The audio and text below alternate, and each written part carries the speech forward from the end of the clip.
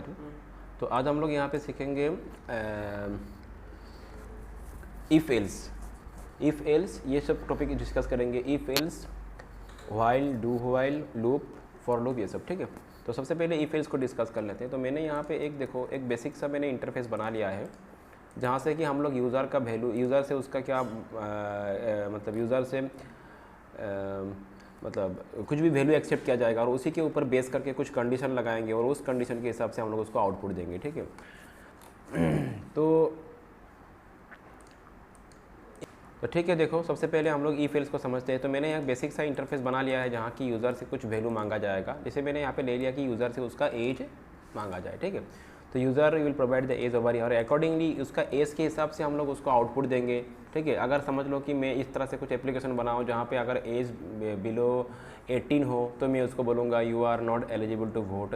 अगर age more than 18 हो तो मैं उसको बोलूँगा you are eligible to vote, like that. Okay, तो चलो, तो सबसे पहले हम लोगों ने यूज़र से एज तो ले लिया। अभी ये एज कहाँ पे आएगा, यूज़र जो भी एज प्रोवाइड करेगा वो कहाँ पे आएगा, डॉलर एज पे आएगा। ठीक है, और चलो अभी हम लोग कंडीशन लगाते हैं इफ़।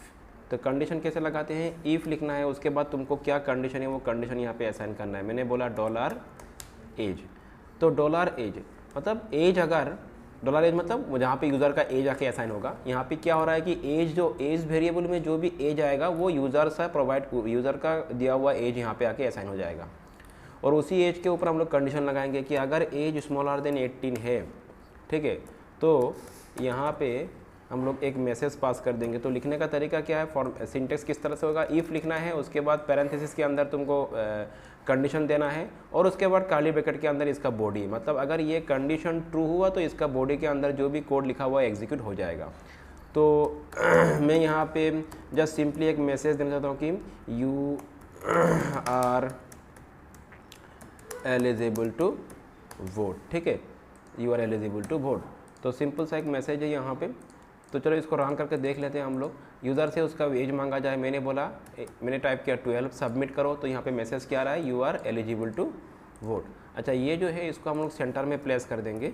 सेंटर में प्लेस करने के लिए एक टैग होता है जिसका नाम हो गया सेंटर टैग। ठीक है, सेंटर में एलिमेंट को प्लेस करने के लिए सेंटर टैग लगाना पड़ता है। ये HTML का एलिमेंट है। चलो ये अभी सेंटर में आ जाएगा। तो यहाँ तक तो समझ में आ रहा है। ठीक है, और ये थोड़ा नीचे लाना है तो मैं यहाँ पे एक BR लगा दूंगा, तो थोड़ा ये नीचे, हल्का सा नीचे आ जाएगा, लाइक दिस। अच्छा, अभी बात ये है, जैसे अगर मैं एज प्रोवाइड करता हूँ मोर देन 18 तो सबमिट करता हूँ तो कुछ मैसेज नहीं आ रहा है। तो मैं चाहता हूँ कि एज बिलो 18 होने से you are not eligible to vote, और अगर मोर देन 18 हुआ तो मैं उसके, अगर कंडीशन फॉल्स हुआ, फॉल्स मतलब अगर 18 से ज़्यादा एज हुआ तो उस हिसाब से भी मुझे एक मैसेज शो करवाना है। तो कंडीशन ट्रू होने में ये एग्जीक्यूट होगा और अगर कंडीशन फॉल्स हुआ तो उसके लिए मैं यहाँ पे लिखूंगा एल्स, और एल्स के अंदर जो भी कोड लिखूंगा वो क्या होगा तुम्हारा, एल्स के अंदर जो भी कोड लिखेंगे वो होगा तुम्हारा मतलब कंडीशन फॉल्स होने से वो वाला कोड एग्जीक्यूट हो जाएगा। समझ में आ रहा है? तो मैंने यहाँ पे इसको कॉपी कर लिया, कॉपी करके इसी को मैंने यहाँ पे पेस्ट कर दिया, इसी को मैंने यहाँ पे ये पेस्ट कर दिया। तो यहाँ पे मैंने लिखा, हाँ स्पेस जो लेना होता है, कौन सा स्पेस, एको लिखने से मतलब 37 जो स्पेस है ना वहाँ पे एको से पहले, हाँ वो देना जरूरी है या नहीं? यहाँ पे जस्ट तुम दे सकते हो, इसमें कोई ये मतलब इसका इफेक्ट नहीं होता है वहाँ पे। ठीक है, तो मैंने यहाँ पे लिखा you are not eligible to vote. इसको अभी रिलोड करेंगे, फिर से एक बार चेक करेंगे। चलो अनएक्सपेक्टेड, हाँ अच्छा, कहीं पे मेरा कुछ कर्ली ब्रैकेट, यहाँ पे ये इसका स्टार्ट हुआ, क्लोज हुआ, ये स्टार्ट क्लोज है, और कहाँ पे शायद एक ज़्यादा हो गया, देखना पड़ेगा।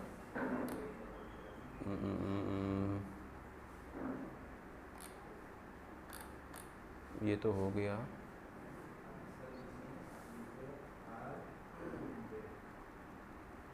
कहाँ पे कुछ ब्रैकेट ज़्यादा हो रहा है, जस्ट वेट में एक बार चेक कर लूँ।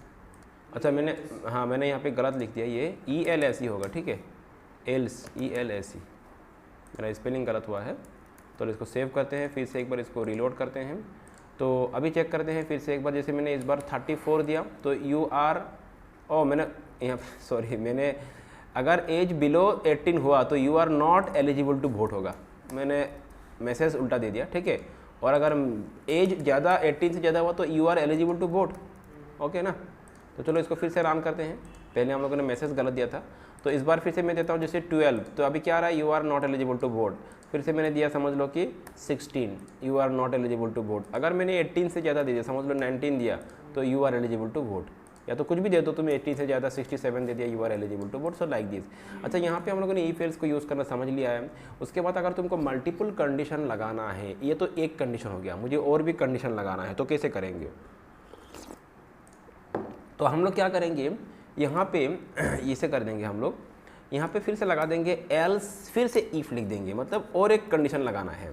एल्स इफ़, फिर से और क्या कंडीशन लगाना है? मैं चाहता हूँ कि कंडीशन ये, अच्छा पहला कंडीशन मुझे थोड़ा मॉडिफाई करना है। मैं चाहता हूँ कि एज अगर स्मॉलर देन 18, अच्छा ठीक है, तो सेकंड कंडीशन, पहला कंडीशन वही रहने दो। सेकंड कंडीशन मेरा ये होगा कि एज, अगर एज या तो 18 से ज़्यादा हुआ, ठीक है, 18 से ज़्यादा हुआ, एंड एज क्या, मैं देता हूँ कि एज 18 से 18 नहीं सॉरी 100 से, ठीक है, 100 का नीचे है। मैंने यहाँ पे दो ऑप्शन दे दिए। इस कंडीशन में मैंने दो मतलब वो लगाया। एक तो मैंने बोला कि एज अगर ज़्यादा हुआ 18 से एंड 100 से कम हुआ, तब मैं बोलूँगा कि you are eligible to vote. और अगर एज अगर समझ लो 100 से भी ज़्यादा होगा, तो मैं बोलूँगा यू आर ओवर एज्ड। कुछ इस तरह से मैं मैसेज पास कर दूंगा, ठीक है। तो मतलब मेरा बोलने का यही मतलब है कि तुम मल्टीपल कंडीशन लगा सकते हो एल्स इफ़ लगाते हुए। तो ये एल्स इफ़ का हो गया। अगर ये कंडीशन ट्रू हुआ तो ये एग्जीक्यूट होगा, अगर ये कंडीशन ट्रू हुआ तो ये एग्जीक्यूट होगा। अगर ये दोनों ही नहीं हुआ तो फाइनली मुझे क्या करना है, फिर से एल्स लिखते हुए, जब ओनली एल्स लिखोगे तब कोई कंडीशन देना नहीं है हमको, बस समझ में आ रहा है। ओनली एल्स लिखने से कोई कंडीशन अप्लाई नहीं करना है, इफ़ लिखने से ही कंडीशन अप्लाई करना पड़ता है। और अगर ये दोनों में ही अगर नहीं आ रहा है, ये दोनों में ही नहीं आ रहा है, तो फाइनली इसी में आएगा। तो तुम अगर ये दोनों कंडीशन में अगर वो मैच नहीं कर रहा है तो ये वाला आउटपुट आ जाएगा। तो मैं बोलूँगा कि यू आर ओवर एज्ड, ठीक है। जो भी मैसेज देना है दे दो, मैं जस्ट समझाने के लिए दे रहा हूँ ये सब। तो ये मैंने यहाँ पे इस तरह से पास कर दिया। अभी चलो इसको रन करके देखते हैं हम लोग। तो पहले तो हम लोग देखते हैं, समझ लो मैंने 10 दिया, so you are not eligible to vote. उसके बाद मैंने दिया 34, तो you are eligible to vote. उसके बाद मैंने दिया 90, 89, तो ये अभी भी एलिजिबल टू वोट ही आएगा। अगर मैंने 100 दे दिया तो क्या आ रहा है, यू आर ओवर एज्ड। 100 दे दिया तो, या तो 100 से ज़्यादा, मतलब 101 कर दिया तो क्या आ रहा है, यू आर ओवर एज्ड। समझ में आ रहा है, क्लियर? तो इस तरह से। अच्छा, अभी यहाँ पे एक बात है, अगर मैं एज 18 करता हूँ, 18, तो देखो 18 में क्या आ रहा है, 18 करता हूँ तो क्या आ रहा है, यू आर ओवर एज्ड। ये गलत हो रहा है, लेकिन 18 कर रहा हूँ तो यू आर ओवर एज्ड आ रहा है, ये होना नहीं चाहिए, एलिजिबल होना चाहिए। तो क्यों हो रहा है, देखो 18, देखो यहाँ पे मैंने बोला एज स्मॉलर देन 18, मतलब 18 को इंक्लूड नहीं किया जा रहा है। और यहाँ पे बोला मैंने एज ग्रेटर देन 18, यहाँ पे भी 18 को इंक्लूड किया नहीं जा रहा है, 18 स्किप हो गया बीच में से, क्लियर ना। और जब ये दोनों कंडीशन में ही 18 नहीं आ रहा है तो 18 कहाँ पे आएगा, एल्स में आ जाएगा ना, इसीलिए ओवर एज आ रहा है। लेकिन मुझे 18 को क्या करना है, एलिजिबल टू वोट में लाना है। तो यहाँ पे मैं लिखूंगा if age greater than equal to 18, तो यहाँ पे क्या होगा, 18 को ले करके उससे ज़्यादा वो भी लिया जाएगा कंडीशन में, ठीक है। सेव करते हैं इसके, एक बार सेव करके चेक करके देख लेते हैं हम लोग क्या होता है इस बार अगर मैं 18 करूँगा, समझ लो मैंने 17 किया, you are not eligible to vote. और अगर मैंने 18 किया तो you are eligible to vote आ रहा है। इस बार ओवरेज नहीं आ रहा है, क्योंकि पहले 18 किसी कंडीशन में नहीं आ रहा था, ठीक है।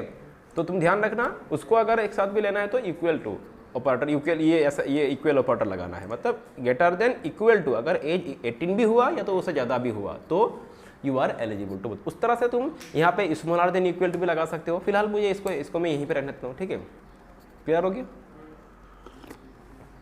तो ये हो गया तुम्हारा इफ एल्स। तो इस तरह से हम लोग इफ एल्स कंडीशन को यूज़ करते हैं। डन। नेक्स्ट हम लोग डिस्कस करेंगे लूप। 3 तरह का लूप डिस्कस करेंगे, व्हाइल लूप, डू व्हाइल और फॉर लूप, ठीक है। तो चलो मैं यहाँ पे ये जो एज वाला है इसका जो भी कोड है मैं यहाँ से रिमूव कर देता हूँ फिलहाल। अच्छा, लूप मतलब किसी भी एक टास्क को बार बार रिपीट करना है तो वो लूप के थ्रू किया जाता है, ठीक है।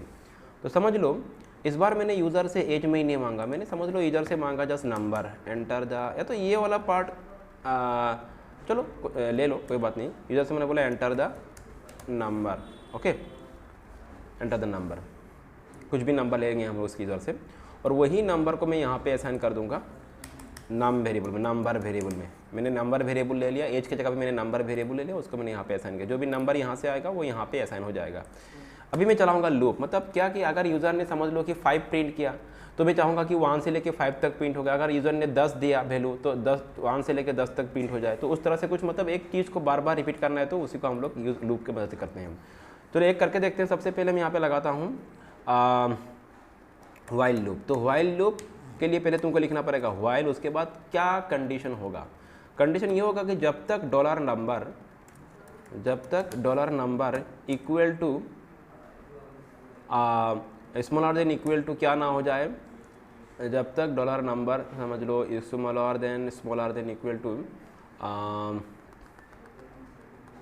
या तो मैं ये एक सेकेंड, हाँ लूप को एक काम करते हैं हम लोग, यहाँ पे नंबर को नहीं लेंगे हम लोग, नंबर तो यूज़र से लेंगे, लेकिन मैं यहाँ पे एक काम करता हूँ और एक वेरिएबल में ले लेता हूँ यहाँ पे, एंड वेरिएबल का मैंने नेम असाइन कर दिया समझ लो $x, ठीक है, और इसमें मैंने वैल्यू असाइन कर दिया 1, समझ लो। मैंने और एक अलग सा वेरिएबल है ना जिसमें मैंने अपने हिसाब से एक वैल्यू असाइन कर दिया 1, और मैं यहाँ पे लिखूँगा जब तक ये $x मतलब 1 जो है स्मॉलर देन इक्वल टू क्या ना हो जाए, डॉलर नंबर ना हो जाए, जब तक, सॉरी ये गलत लिखा मैंने, नंबर, हाँ, तो जब तक ये x जो है इसके बराबर या तो इसका कम या तो इसका बराबर ना हो जाए, ठीक है, तब तक ये चलता रहेगा। जब तक कम होगा या तो इसका बराबर तक रहेगा तब तक एक लूप चलेगा। लूप क्या होगा, लूप ये होगा, मतलब तुम क्या कराना चाहते हो, ठीक है, ये कंडीशन जब तक ट्रू रहेगा तब तक तुम क्या कराना चाहते हो, मतलब एक ही टास्क बार बार होगा। अभी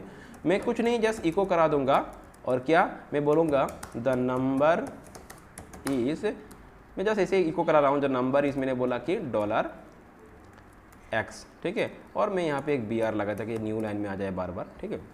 और फिर मैं अभी देखो $x, पहले तो $x इक्वल टू क्या है, 1 है, तो 1 स्मॉलर देन क्या, नंबर, जो नंबर यूज़र प्रोवाइड करेगा, ठीक है। तो समझ लो यूज़र ने प्रोवाइड किया 5, समझ लो यूज़र ने क्या दिया 5, सो जब 1 स्मॉलर देन 5 कंडीशन ट्रू है ना तो ये प्रिंट हो जाएगा।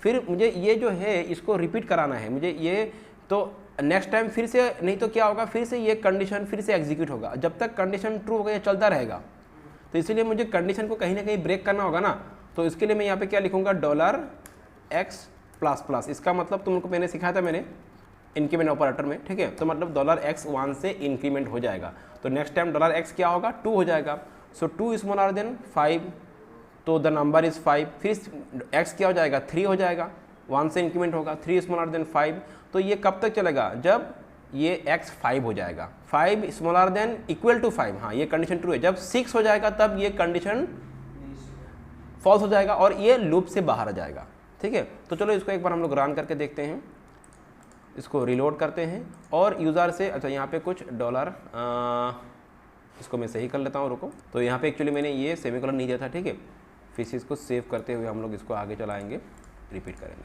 तो ये देखो, तो पहले, अच्छा ये तो मैंने अभी मैं फिर से करता हूँ, देखो मैंने नंबर क्या असाइन किया 5, ठीक है, सबमिट करता हूँ तो 1 से लेके 5 तक प्रिंट होगा। अगर मैं देता हूँ यहाँ पे 7 तो 1 से लेके 7 तक प्रिंट होगा। अगर मैं देता हूँ यहाँ पे 10, मतलब वही एक ही टास्क को बार बार रिपीट करेगा, और कब तक, जब तक वो कंडीशन ट्रू होगा। तो नंबर इज़ 1 2 3 4 5 से लाइक दिस। क्लियर हो गया, ठीक है। तो बस कुछ नहीं, ये एक टास्क को बार बार रिपीट कराता है। अच्छा, एक तो हो गया, ये हो गया व्हाइल लूप।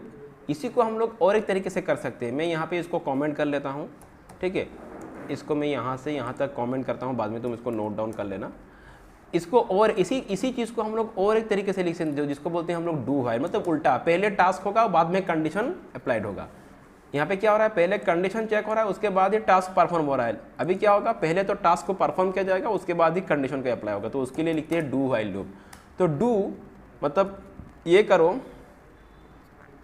पहले तो काम कर लो, ठीक है। डू मतलब पहले तो काम किया जाए, क्या काम किया जाए, पहले यही काम किया जाए। इसको कॉपी करके मैं यहाँ से, बस वही होगा, रिजल्ट वही आएगा, लिखने का तरीका अलग है। यहाँ पे पहले डू किया जाएगा, पहले उस टास्क को किया जाएगा और बाद में कंडीशन चेक होगा। कंडीशन क्या है, मैं यहाँ पे लिखूँगा व्हाइल, जब तक ये हो, मतलब यही कंडीशन होगा। इसको कॉपी करके मैं यहाँ पे सपोज फिर से एक बार टाइप कर देता हूँ, ठीक है। तो यही चीज़ इसी को मैंने इस तरह से भी लिख सकता हूँ मैं, ये हो गया व्हाइल, ये डू हो गया डू व्हाइल। यहाँ पे पहले कंडीशन चेक हुआ, बाद में कोड एग्जीक्यूट हुआ, पहले कोड एग्जीक्यूट होगा, बाद में ही क्या होगा, कंडीशन चेक होगा, ठीक है। चलो इसको रन करके देख लेते हैं हम लोग फिर से एक बार रीलोड करते हुए। और हाँ, यहाँ पे फिर से वही कुछ इशू हो रहा है, हाँ, तो कहीं ना कुछ इशू, हाँ यहाँ पे देना पड़ेगा मुझे एक सेमीकोलन, ठीक है। चलो फिर से इसको रीलोड करते हैं और यहाँ पे वही होगा, देखो मैंने जैसे दिया अभी एक बार 6 टाइप किया तो 1 to 6 वही सेम चीज़ होगा, मैंने बोला तुमको। अगर मैंने यहाँ पे 3 टाइप किया तो 1 से लेकर 3 तक, मतलब जस्ट लिखने का तरीका अलग होता है। ये यहाँ पे पहले कंडीशन चेक, बाद में टास्क, यहाँ पे पहले टास्क होगा, बाद में कंडीशन चेक होगा। मतलब वहाँ पे जो बॉक्स में हम जो वैल्यू इनपुट करेंगे वो अभी हम लोग डिस्कस करेंगे स्विच केस, ठीक है। हाँ वो तो हो गया, फॉर लूप हो नहीं ना, अच्छा फॉर लूप, हाँ अच्छा और एक लूप बाकी है, उसको कर लेते हैं। तो फॉर लूप के लिए ये सब मैं डिलीट कर लेता हूँ पहले, सबसे पहले। तो वही इसमें भी वही काम होगा, काम रिपीट, किसी भी टास्क को अगर रिपीटेडली तुमको बार बार कंटिन्यू करना, रिपीट कराना, तो हम लोग लूप यूज़ करते हैं। इस बार हम लोग यूज़ करेंगे फॉर लूप। तो फॉर लूप के लिए यहाँ पे इस तरह से लिखना है, पहले तो फॉर लिखना है और इसके पैरेंथेसिस के अंदर तुमको कुछ मल्टीपल यहाँ पे जैसे पहला तो हो गया कंडीशन देना है, जैसे कंडीशन मल्टीपल नहीं, मतलब स्टेटमेंट होगा कुछ, क्या क्या होगा। सबसे पहले होगा कि फॉर लूप कहाँ से शुरू होगा, लूप शुरू होगा मेरा यहाँ से, मतलब समझ लो इस बार मैं यहाँ पे ये $x को मैं यहाँ से डिलीट करता हूँ, मैं यहाँ पे लिखता हूँ, ठीक है। लूप मेरा कहाँ से शुरू होगा, जैसे $x इक्वल टू मैंने बोला 1 से शुरू होगा और कब तक चलेगा लूप, अभी कंडीशन लगाऊंगा मैं कि $x जो है कब तक चले, जब तक इक्वल टू डॉलर क्या ना हो नंबर, ठीक है, ठीक है। ये सेकेंड हो गया। पहला लूप कहाँ से शुरू होगा, लूप कहाँ तक चलेगा, और लूप को कंटिन्यू चलाने के लिए उसके बाद हम क्या लिखेंगे हम लोग $x प्लस प्लस, मतलब तीनों चीज़ को, वही जो पहले किया था उस बार हम लोग तीनों चीज़ को यहीं पे लिख दे रहे हैं। और फाइनली क्या टास्क कराना है, अगर ये कंडीशन सही रहा तो क्या टास्क तुम परफॉर्म कराना चाहते हो वो यहाँ पे लिख दो। इस बार तो मैं कोई इस तरह से नहीं, जस्ट सिंपली मैं एको कराना चाहता हूँ, तो मैंने यहाँ पे लिख दिया द नंबर इज़, मैंने यहाँ पे लिखा द नंबर इज़ क्या $x, सिंपली यही इसी नंबर को प्रिंट करा दो, ठीक है। वही चीज़ होगा यहाँ पे, बस हो गया। यहाँ पे इसको हम लोग अगर रन करके देखें तो चलो एंटर द नंबर, मैंने बोला 12, सबमिट करेंगे, वही चीज़ यहाँ पे रीड हो। तो एक ही चीज़ को हम लोग अलग अलग तरीके से कर सकते हैं, डू व्हाइल से, व्हाइल लूप से, डू व्हाइल से और फॉर लूप से भी करा सकते हैं, बस लिखने का तरीका अलग आता है। तो फॉर लूप से कराने के लिए पहले कहाँ से शुरू होगा कंडीशन, ठीक है, लूप कहाँ से शुरू होगा, कंडीशन क्या होगा, कब तक चलेगा, और लूप को कंटिन्यू चलाने के लिए या तो उसको किसी ना किसी पॉइंट पे ब्रेक कराने के लिए मुझे उसको इंक्रीमेंट करना पड़ेगा वैल्यू को, तो मैंने यहाँ पे $x प्लस प्लस कर दिया। तो ये जब तक कंडीशन ट्रू रहेगा तब तक चलता रहेगा, कंडीशन फ्लॉज लूप से बाहर आ जाएगा, लूप ब्रेक होकर आ जाएगा, हाँ लूप ब्रेक होकर बाहर आ जाएगा। क्लियर। लास्ट में हम लोग सीखेंगे स्विच केस कैसे इस्तेमाल करना है, ठीक है। तो उसके लिए सबसे पहले मैं ये पुराना वाला कोड को यहाँ से हटाता हूँ फिर। तो इस बार कुछ एग्जांपल है, समझ लो कि मैं यूज़र से उसका मंथ ऑफ बर्थ के बारे में पूछूंगा और अकॉर्डिंग टू दैट मैं उसको सपोज उसका मैं जो राशि होगा, जैसे समझ लो जोडिएक साइन होगा, वो मैं उसको बोल दूंगा, ठीक है। कुछ वो स्विच केस यूज़ करते हैं, तो मैं स्विच केस कॉन्सेप्ट को यूज़ करते हुए इसको हम लोग इंप्लीमेंट करेंगे। तो मैं यहाँ पे लिखूंगा enter your MONTH month of birth, समझो, ठीक है। अच्छा तो चलो ये मैं इसको सेव कर लेता हूँ, मतलब यूज़र क्या करेगा, उसका मंथ ऑफ बर्थ प्रोवाइड करेगा यहाँ पे, ठीक है। तो ये ठीक हो जाएगा बाद में थोड़ा बहुत। अच्छा यहाँ पे क्या लिखा मैंने, enter your month of birth, तो जो भी होगा वो मैं यहाँ पे लिख दूंगा मंथ। मैंने वेरिएबल का नाम क्या ले लिया इस बार, मंथ ले लिया, ठीक है ना। तो अकॉर्डिंग टू दैट, और यहाँ पे मेरा एक ये स्टार्ट हुआ था, यहाँ पे क्लोजिंग कर्ली ब्रैकेट नहीं है, तो मैं ये दे देता हूँ यहाँ पे, ये सेव कर लेता हूँ इसको और इसको एक बार फिर से रीलोड कर लेता हूँ। तो यहाँ पे enter your month of birth, तो यूज़र मंथ ऑफ बर्थ मतलब जनवरी फरवरी मार्च कुछ तरह से होगा, ठीक है। तो चलो, तो इस बार मैं स्विच केस लगाऊंगा। स्विच केस के लिए पहले लिखना पड़ता है स्विच, उसके बाद यहाँ पे जो वेरिएबल में जो यूज़र ने वैल्यू दिया है, यूज़र ने जो वैल्यू दिया वो कहाँ पे आके असाइन हुआ, मंथ पे। तो मैं यहाँ पे लिखूंगा $MONTH मंथ। अच्छा इससे पहले एक क्वेश्चन क्वेश्चन है, जो भी वहाँ पे डिस्प्ले करना है ना, वो तो एको करने से डिस्प्ले होता है। नहीं उसमें बाद में आऊँगा मैं तुमको, अभी समझ में आएगा नहीं। ये वाला पार्ट तुम छोड़ो, मैं बाद में समझाऊंगा अलग से तुमको, ठीक है, कैसे हो रहा है। अभी जस्ट यहाँ पे इसको ध्यान दो स्विच केस में, ठीक है। जो भी यूज़र ने दिया मंथ, उसको हम लोग अभी उस यूज़र का इनपुट के हिसाब से उसको आउटपुट प्रोवाइड करेंगे। मतलब यूज़र ने अगर बोला जनवरी, समझ लो जनवरी में सपोज उसका जोडिएक साइन क्या होगा, सेम फॉर एग्जांपल लिब्रा, ठीक है। फेब्रुआरी में उसका मैं जस्ट सही नहीं बोल रहा हूँ, मैं जस्ट समझाने के लिए बोल रहा हूँ। अगर उसका समझ लो फेब्रुआरी में अगर मंथ ऑफ बर्थ हो गया तो मैं उसको आंसर दूंगा जो भी होगा, मतलब तो इस तरह से कुछ मतलब अलग अलग तरह का जोडिएक साइन होगा मंथ के हिसाब से। तो मैं तो वो कोई एस्ट्रोलॉजर नहीं हूँ, जैसे इसे मैं बोल रहा हूँ कॉन्सेप्ट को समझाने के लिए, ठीक है। तो यहाँ पे हम लोग कर्ली ब्रैकेट से पहले तो स्विच लिखेंगे, उसके बाद कौन सा जो यूज़र जो भी मंथ प्रोवाइड करेगा, जो भी वैल्यू हो, मैंने वैल्यू को कहाँ पे रखा है, मंथ पे रखा है, तो उसी के कंडीशन उसी के ऊपर बेस करते हुए उसको हम लोग आउटपुट शो कराएंगे, ठीक है। तो सबसे पहले लिखने का तरीका देखो, स्विच लिखना है, उसके बाद वेरिएबल जहाँ पे यूज़र ने प्रोवाइड किया वैल्यू स्टोर है, ठीक है।